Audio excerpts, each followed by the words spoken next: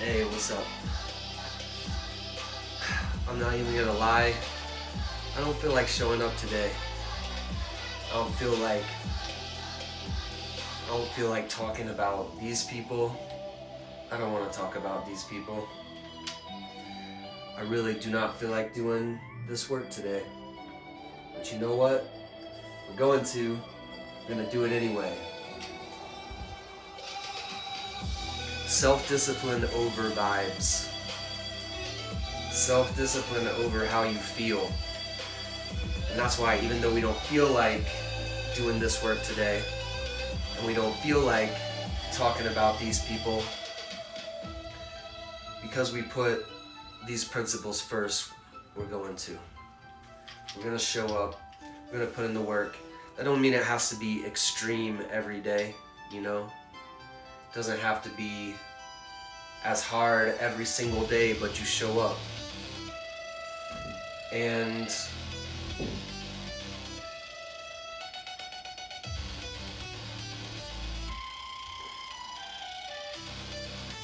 I want to point out before I get started and get into these videos how these people right here, they're trying to normalize this. They're actually trying to make all of us not react to the idea of this. That's what the title of the video is about. It's talked about every day to the point that good people start becoming numb to it. Like, they really want people to be okay with this and not react to this. We can't let it happen. I don't know exactly what everything that it's gonna take. I don't know everything that it's gonna take to take care of this problem, and these people trying to normalize it and make us numb to it, make us not react to it, make us treat it like it's normal. You're gonna see some horrific things on the videos today while we get our workout in that these people are up to. And I don't know, again, what the exact path to justice for these people looks like, but we're committed and we're showing up. That's why we're here today when we don't feel like being here today. It's symbolic to do anything to bring a light to what they're trying to normalize, and how they're getting masses and masses of people to go along with them and pretend like it's all okay.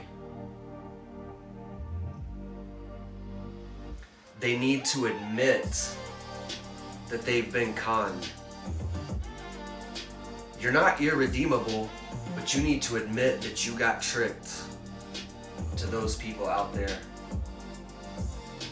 And stop silently serving PDFs. What are we talking about? What are we talking about? The title of this video is what we're talking about. And these people want to normalize this and make us numb to it. Nah. No. Hell no. We are better than this. We are better than this. This is a tiny group of people controlling a large group of people, and those people need to start leaving. Those people need to start admitting they were conned, and then they can come back and unite with the good people who still disagree on economic policy, immigration policy, everything. There's a ton of disagreement in people who believe in liberty, truth, and love, but these people would never silently serve PDFs like MAGA is doing right now. We are better than this. We are not going to normalize this. we're not going to let these people get away with this. And we're just showing up every day to talk about it because it matters. Because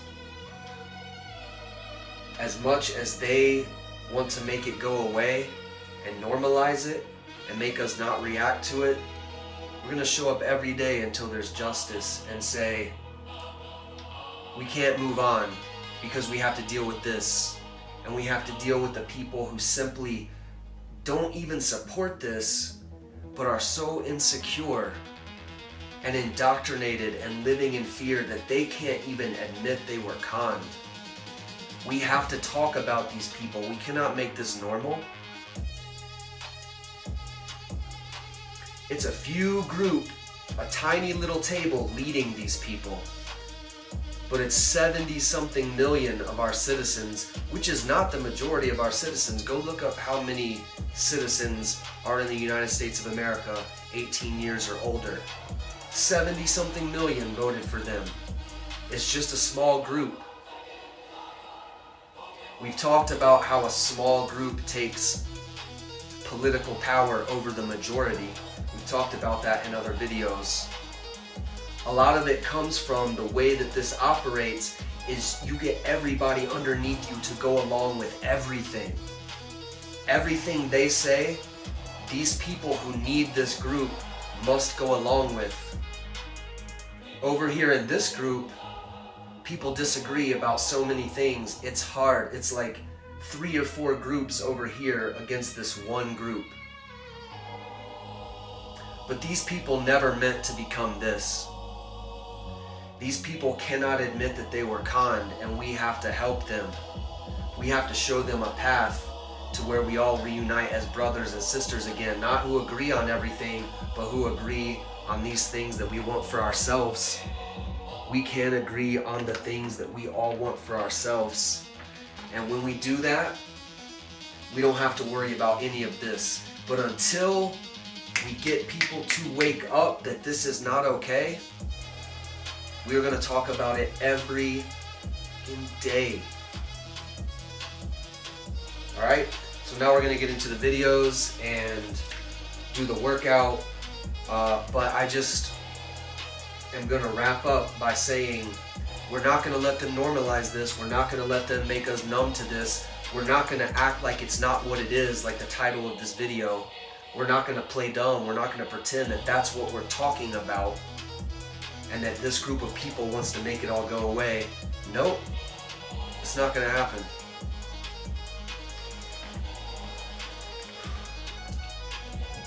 Used to cover up the pedophile ring that is in the epicenter of the MAGA family values, in God we trust party. And so, Kylie, go ahead and put this first piece up.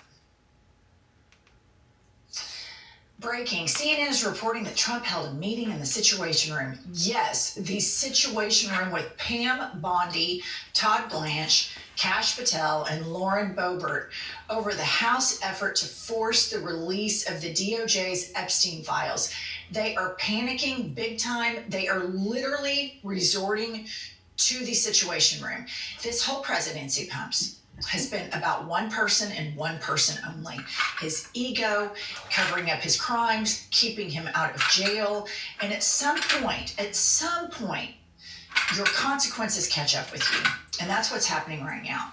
And of course, he's going to lie. Of course, Pam Bondi's going to lie. Of course, Cash Money, Cha-Ching Patel is going to lie through his teeth. And the biggest 180, his whole identity was release the Epstein files before he was the director of the FBI.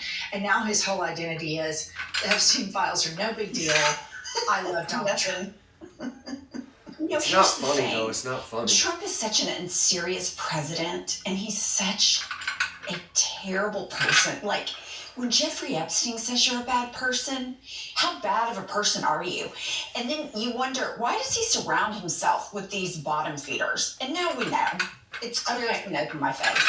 100%. Okay, here is a victim, and we have to remember, as juicy as all of this is, at the core of this were little girls that were raped and sexually abused by very, very powerful men. And here is one of the victims speaking out. Play the clip. met Donald Trump, is it right, through Ghislaine Maxwell? I did, yes, and I met him on several occasions.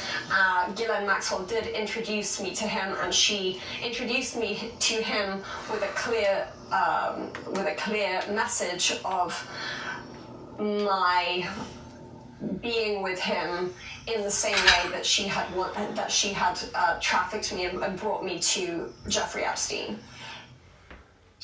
Okay, so remember Pumps when Kank said, Ghislaine Maxwell, I wish her well? Uh-huh. This is a woman who is a child sex trafficker, who really, a lot of the victims say her involvement felt more like a betrayal than even Epstein's, because she used the feminine bond in a maternal way to lure them in.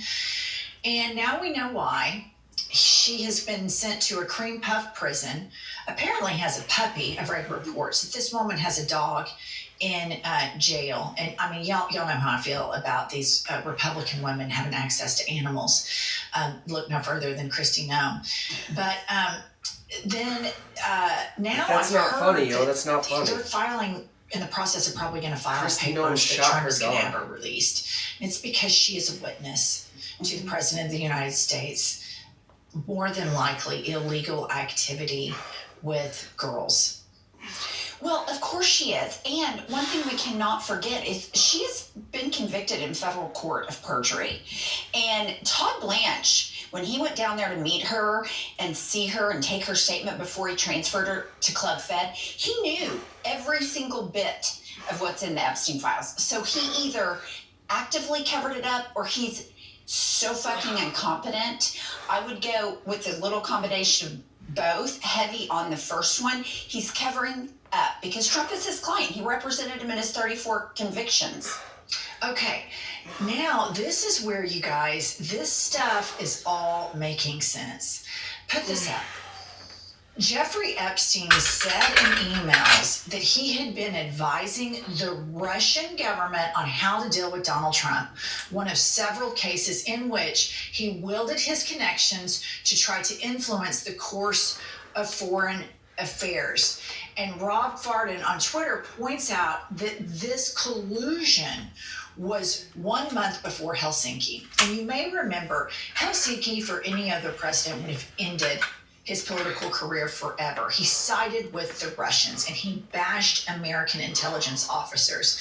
Then you keep playing this out, how Trump rolled out the red carpet for Vladimir Putin, refused to say anything badly about him, attacked Zelensky, bullied him with failed drag queen J.D. Vance in the Oval. Putin has this guy by the balls, has always had him by the balls. And also something that American media is not reporting on, Pumps, are the collusion with Jeffrey Epstein with Mossad, with the Israeli government, because of course the American media always gives Israel a pass on all things. But now we know that these bad actors, like war criminal Benjamin Netanyahu, and that's right, Cory Booker, I called him a war criminal, and a war criminal like Vladimir Putin have the goods on this guy. The American president is compromised via the most prolific child rapist in the country, aside from the Catholic priests. Right. Let's not forget, Trump sent out the interpreter in his first meeting with Putin. He didn't allow any interpreters because he didn't want anybody to hear what Putin had on him. This is a really good point. You may remember, like at the Alaska thing too, remember how the reporters in the room, Pumps, would say when they all came out of the room, they looked like they had seen a ghost. They looked ashen, even Caroline Levitt. Because Putin was like, look up, motherfucker. I have all of this. And Jeffrey Epstein had all of these cameras everywhere. Yeah. In his apartment. So it's safe to say that this information has been given to foreign governments. Another podcast we need to do later is if the Biden administration had this, DOJ had this information all of this time and didn't put a full court press on making sure this man wasn't elected again, it's just another failure of democratic status quo politics, in my opinion. Moving along. All right. This is stunning. I mean, Jeffrey Epstein, total pedophile, rapist. He tweets that he knows how dirty Donald Trump is. Jeffrey Epstein in 2018, I know how dirty Donald is. And then here's another one, Pumps, put up this tweet. Jeffrey Epstein, would you like photos of Donald and girls in bikinis in my kitchen? So, you guys, Pam Bondi with her big Christian cross, Cash Money, Cha-Ching Patel, they all thought stupidly, naively, ignorantly, that somehow Donald Trump was this great guy. And they go and they get this file. Mm-hmm. And he is at the epicenter of it. And even Jeffrey Epstein says he's dirty. So imagine how depraved Donald is, you guys.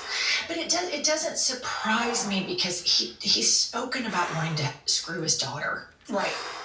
Why was that not disqualifying? When you look back at that video, why was that not enough for the Family Values Party? That's crazy. All right, here we have Trump banging into door at Epstein's house, oogling over girls. Jeffrey Epstein in 2015 says, have them ask my houseman about Donald almost walking through the door, leaving his nose print on the glass as young women were swimming in the pool, and he was so focused he walked straight into the door. Now, compared to all of the stuff they have, this is child's play. And I also want to point out, and I think perhaps you can confirm this for me, all of this is coming from the Jeffrey Epstein estate. Correct. So this is probably the most PG of all of the evidence that there is. I would imagine that the FBI, the Russian government, and the Israeli government have the really, really, really damning stuff. Exactly. All right, now we have, there's the leaking of the circle is starting to come out. Put this up. Jeffrey Epstein to the U.S. Special Envoy to Syria, Tom Barrack. And he says, send photos of you and child, make me smile. This is a man that is in Trump's cabinet, in his administration, not cabinet, in his administration. This is this whole group of people are either involved in this Jeffrey Epstein thing or they're involved in the cover-up. Right. There has not been one person in Trump 2.0 that has seen this stuff and said, I'm out. I am done with him. Marjorie Taylor Greene and Massey have come the closest, but they haven't called out Donald Trump directly because they're too cowardice to do it. And so it's going to be interesting, Pumps, to see the Republican Party, MAGA movement right now. Are any of them, is somebody going to look at this and say, he's knee deep in it, he's compromised, there's activity with underage girls here or covering up, and I want nothing to do with this man anymore? Do you think one sitting person is going to do that? Or do you think that the people that have triple trumped are that morally corroded that they just won't do it? I think that's a tough one. I mean, we know Mike Johnson, Moses Mike Grinder Johnson, he's all in. You know, he's even talking today or yesterday about how badly the Democrats are, blah, blah, blah. So, but I have read that there will be more than the 218 signatures on the discharge petition because Republicans are like, I'm not putting my name on that I covered for a pedophile. So I do think there will be small movements. Do I think it'll be wholesale get rid of Trump? No. Okay, and then moving along, we have Brian Tyler Cohen on Ghislaine's lie and the Trump cover-up. He's reporting Ghislaine Maxwell lied about Trump never going to Epstein's house, directly contradicted by her email correspondence with Epstein, and she was rewarded for that lie with a transfer to a cushier prison. The cover-up is happening in plain sight. So this goes back to Todd Blanche. This goes back to Donald Trump saying, I wish her well. You may remember the only other person I remember him saying he wished well was Elon Musk. When Elon Musk also whistle blew immediately after he and Trump broke up, the reason they won't release the EPSTEIN files is because he's in the middle of it. And so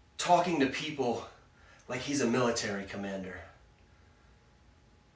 This disgusting, look at this.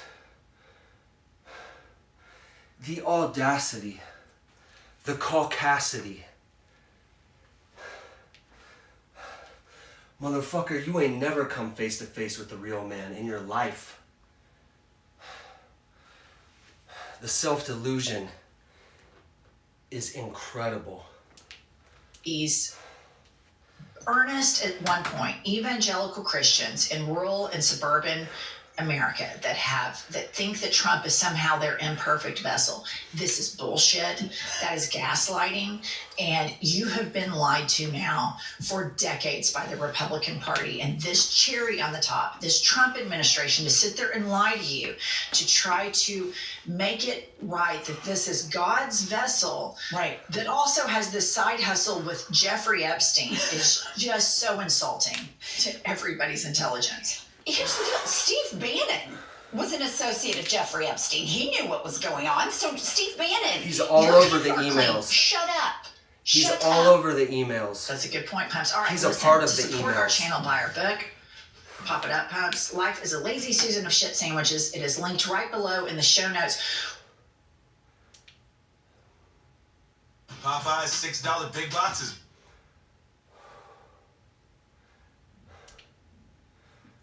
This whole Jeffrey Epstein email story surrounding Donald Trump just got even worse for Donald, if you can even believe it. It was already bad, it's gotten even worse. There were around 20,000 Epstein emails released yesterday, and since there were so many, only a few got some real media attention. But now, some emails that kind of flew under the radar are coming to the surface, and they are really damning for Donald Trump, completely exposing his lies surrounding Jeffrey Epstein. So look, I'm going to show you these emails, and I'm also going to show you some resurfaced footage of Jeffrey Epstein talking about Donald Trump in a deposition that has gone viral since the release of this story, and more. But before I do any of that, make sure to subscribe to the channel down below, drop a like on the video, comment, let me know what you think about this story. Let me just say, folks, I currently have the flu. I have a really bad fever right now, so if I cough in the video or there's cuts, so I can drink some water, I apologize for that, but I'm not doing too good. But this story is too important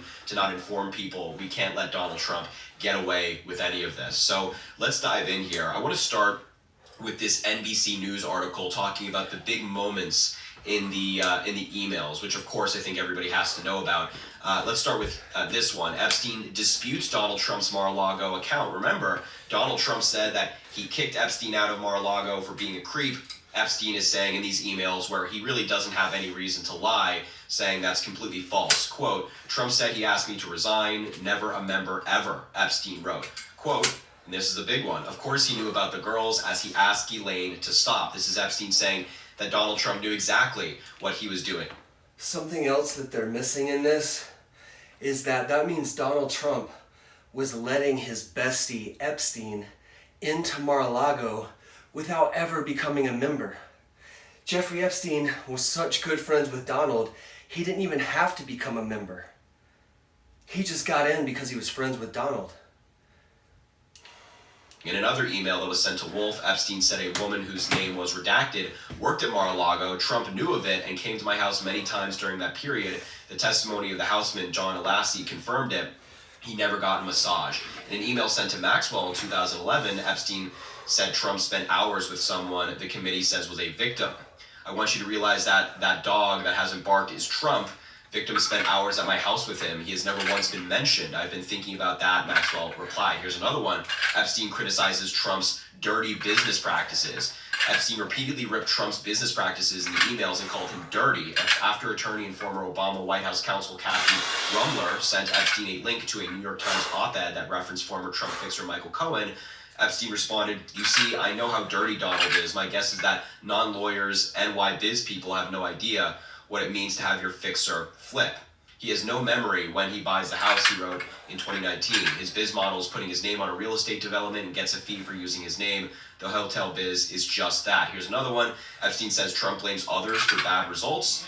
He said that he's worse in real life and up close. Epstein references Trump and prison. Mark Epstein, the brother of Jeffrey, said, "What's your boy Donald up to now?" Epstein responded, he's with Bannon now, apparently a reference to Steve Bannon, which of course it is. Mark Epstein suggested his brother ask if Russian President Vladimir Putin had compromising pictures of Trump. Quote, "You and your boy Donnie could do a remake of the movie Get Hard, where Kevin Hart in the movie is preparing Will Ferrell for prison." And Epstein responded by saying, "Donnie T." Epstein also denied that Bill Clinton ever went to the island, and more. There are some pretty significant moments, but those are the big ones. But now, let's get into some of the new emails and the resurfaced footage that really put all of this into context. Let's start here, where Jeffrey Epstein was asked under oath if he had ever hung out with underage girls with Donald Trump. And just take a look at his response, because truly it is so damning. Have you ever had a personal relationship with Donald Trump? What do you mean by personal relationships? Have you socialized with him? Yes, sir. Yes? Yes, sir. Have you ever socialized with Donald Trump in the presence of females under the age of 18?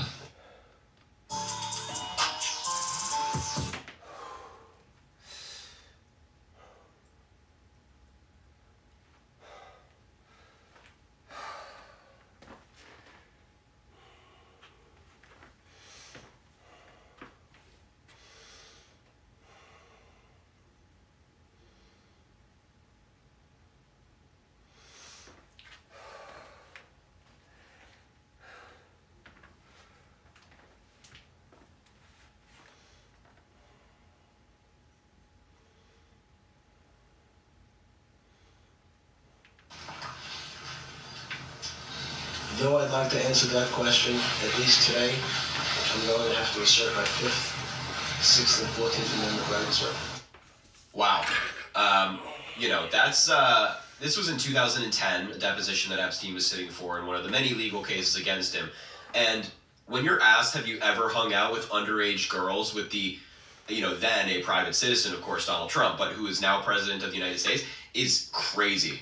I mean, that is insane that this is the current state of American politics. I also came across this article from 2021 that hasn't gotten enough attention, which is, it's about Steve Bannon, his relationship to Jeffrey Epstein, and of course, Steve Bannon's involvement in Donald Trump's 2016 campaign. And the headline says, Steve Bannon was reportedly very worried that Jeffrey Epstein would reveal damning things about Trump during his first presidential run. And here's the story behind this. Michael Wolff, this is coming from Michael Wolff as well. Trump wasn't the only one worried about Epstein's potentially loose lips. Wolff claims Steve Bannon, in one of his books that was published a while ago, then the former president's chief of staff, repeatedly called up Epstein. Wolff even personally witnessed one of the calls that took place shortly before Epstein's arrest during a press visit. And here's the quote. It is damning. Quote from Steve Bannon. "You were the only person I was afraid of during the campaign." And then Epstein responded, "As well, you should have been." So based on everything, even just the emails we've gone over so far, we're about to get into more, just based on all of this stuff, it seems like it's kind of like an open secret in the Republican Party that Donald Trump was much closer with Epstein than previously known. Kind of seems like they all know this, and they all know that perhaps Donald Trump has done something wrong in connection with Epstein, and they've just tried to keep it on the down low and pretend it doesn't exist, but it very much does exist. Now, I do want to go over the main emails that we saw today. Of course, it's this one. I want you to realize the dog that hasn't barked is Trump. He spent hours at my house. Here's this one. Trump said he asked me to resign. We've seen some of these already. Of course, he knew about the girls, which is an insane quote. And then, of course, Michael Wolff talking to Jeffrey Epstein about how he could get back at Donald Trump. A little bit of blackmail in this email, which is being referenced. But here's more that just haven't gotten the attention it deserves. Here's an email chain with someone named Faith Cates.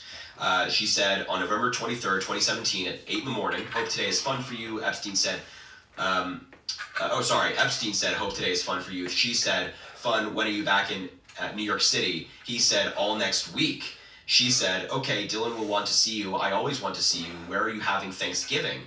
Epstein said, "Eva, that means Glenn. Check out his red hair. Berry colors for holiday, Epstein said, I don't know what they're talking about here, but here's the important part. He's such a snooze, who else is down there? And Epstein said in 2017, David Fizzle, Hansen, and Trump.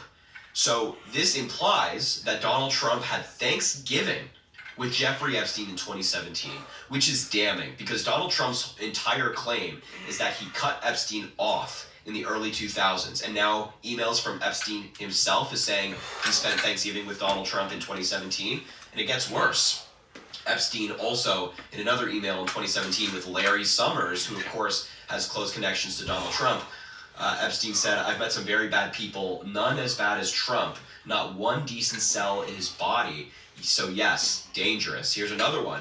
In 2016, after Donald Trump won the election in November, on November 13th, Jeffrey Epstein was asked by Linda Stone, are you still in Paris? And Epstein responded by saying, Trump Tower. Again, 2016. So Trump's claim of their relationship ending in the early 2000s is completely debunked by Epstein's own words in these emails. And again, I think it's important to point out that Epstein has no reason to lie in these emails. It's not like he's doing this to protect himself in a criminal case. It's not like he's doing this to help Donald Trump politically. These are private emails that Epstein was never expecting to get out, and yet he's incriminating Donald Trump here. Here's another one. On September 20th, 2017, Epstein wrote, I'm certain you understand. I'm sure you'll have a great new year. No need to respond. This anonymous person said, only for you, Trump is on the phone today. It is possible any minute that all parties will be on one table in New York, including my dear old man, to put an end to this, which I'm not sure what they're trying to put an end to. The book worked, said Epstein. This anonymous person said, thanks, Jeff, I'm praying.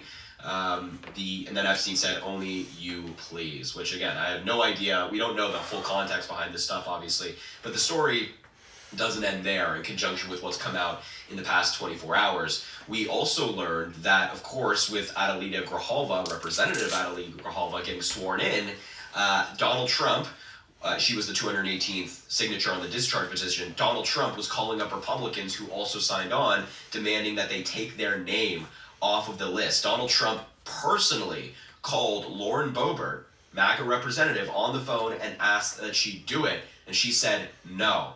So clearly there is a pressure campaign from the Attorney General, from members of the DOJ, from Donald Trump himself, to get Republicans to cover up the story even more. And then this is how the day ended yesterday, with Donald Trump in the Oval Office signing the government shutdown bill. He was asked questions about Epstein, and this is how he responded. Mr. President, can you respond to these Epstein emails that were released today?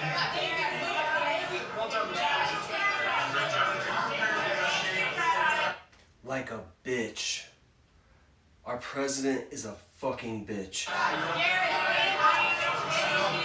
Yep, look at that. I mean, just absolutely disgusting. So we get all these Epstein emails where Epstein is saying that Donald Trump knew about the girls, and when he's asked about it, he doesn't respond to these journalists, and then all these Republicans start shaking his hand, saying, good job, Donnie, when we have just learned so much about how Donald Trump enabled Epstein's behavior. And the only response he issued was calling it another hoax.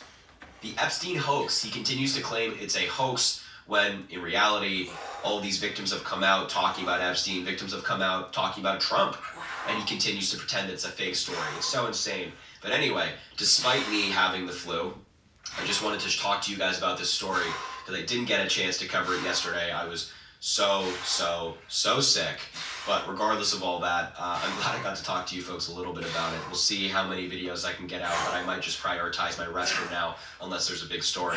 But thank you so much for watching. Make sure to subscribe down below. It goes an incredibly long way. Drop a like on the video, comment, let me know what you think about this story. And as I always say, I greatly appreciate you, and I hope you have an amazing rest of your day.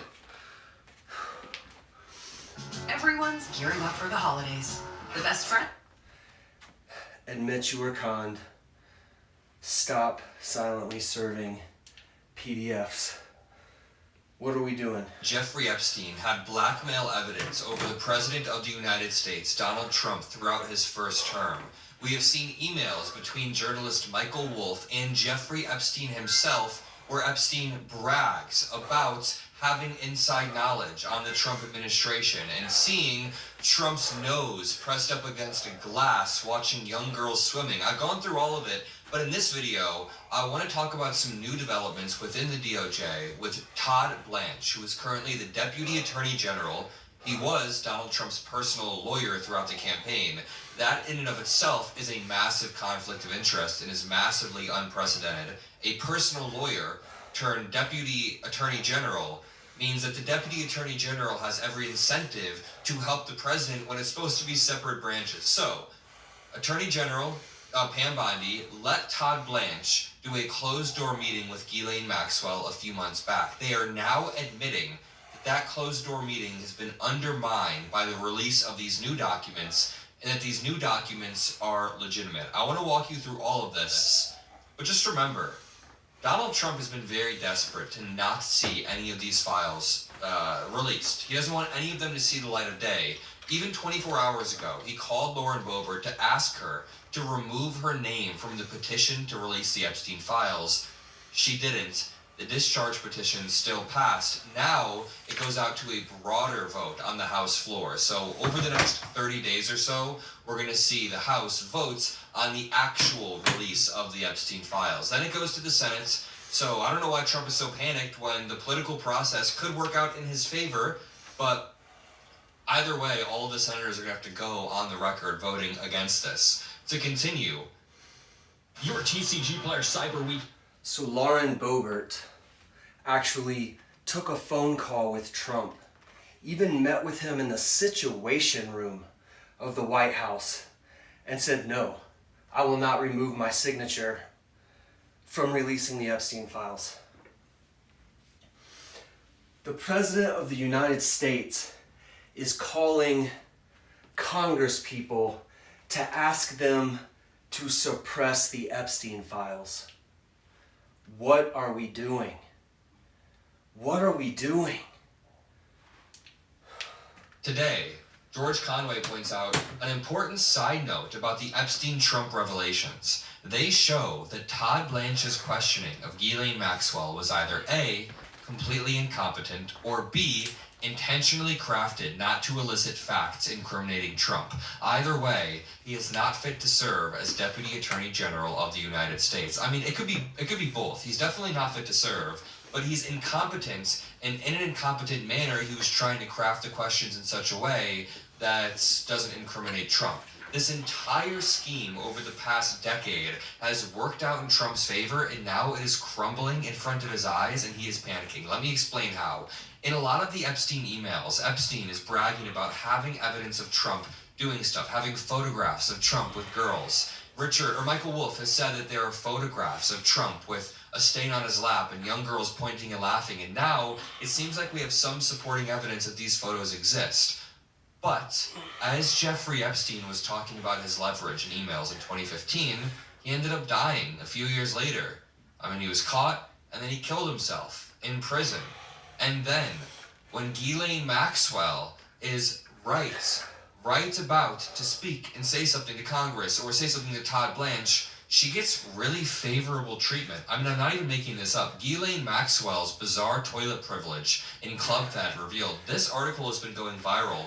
But it's not even this article. Ghislaine Maxwell has access to a service dog. She was moved from a maximum security prison to a more minimum security prison, where she has a really cush life. She has access to, a phone, a service dog, a bunch of random stuff. And apparently, she's the only person that has access to unlimited toilet paper, which is kind of a weird article that exists. But this one's been going viral. Either way, to back up, let's continue. After George Conway tweeted about Todd Blanche actually responded. And he said, George, you've never been confused for a trial lawyer. And these kinds of posts explain why. By the way, the entire Trump administration is always just tweeting out and then admitting shit randomly. Kash Patel, during the Charlie Kirk investigation, got the person wrong 3 times. 3 times he was like, we have someone in custody. Then he had to retract it. Or what about Pete Hegseth, always getting in arguments? Or J.D. Vance, really good example. J.D. Vance is always quote tweeting Harry Sisson and getting in arguments. But Todd Blanche said, George, you've never been confused for a trial lawyer. And these kinds of posts explain why. So just a personal attack coming from our Deputy Attorney General, of course, getting defensive of his pedophile king. When I interviewed Maxwell law enforcement didn't have the materials Epstein's estate hid for years and only just provided to Congress. Stop talking. It's unbecoming. This bitch-made incel giving a convicted child exploiter special prison privileges is talking about what's unbecoming. Only in MAGA. Self-delusional motherfuckers. Todd Blanche is seemingly implying that if he had the materials that were just provided to Congress, the interview would have gone differently. So in this, he is conceding that George Conway is right, that the interview was incompetent. He basically just checked off the incompetent box by saying, hey, when I interviewed Maxwell, we didn't have the proper materials. He's undermining his own investigation in this tweet right here, but it gets even crazier. As Aaron Parnas points out, Todd Blanche acknowledges that yesterday's Epstein email dump undermines his interview with Ghislaine Maxwell. Will they move her back to her prior prison?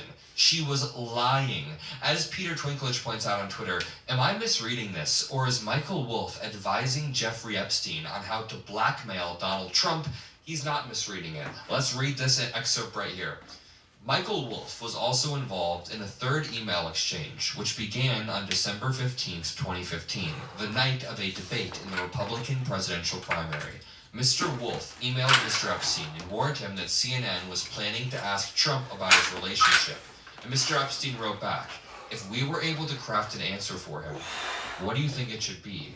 Mr. Wolff advised an action, suggesting that Mr. Trump might try to deny a close association with Mr. Epstein. Quote, I think you should let him hang himself, he wrote of Mr. Trump. If he says he hasn't been on the plane or to the House, that gives you valuable PR and political currency. He's saying that we have leverage over Trump. We have leverage if he lies about it. Spoiler alert, Trump has repeatedly lied about it, which would have hypothetically given Jeffrey Epstein the leverage that him and Michael Wolff are talking about here.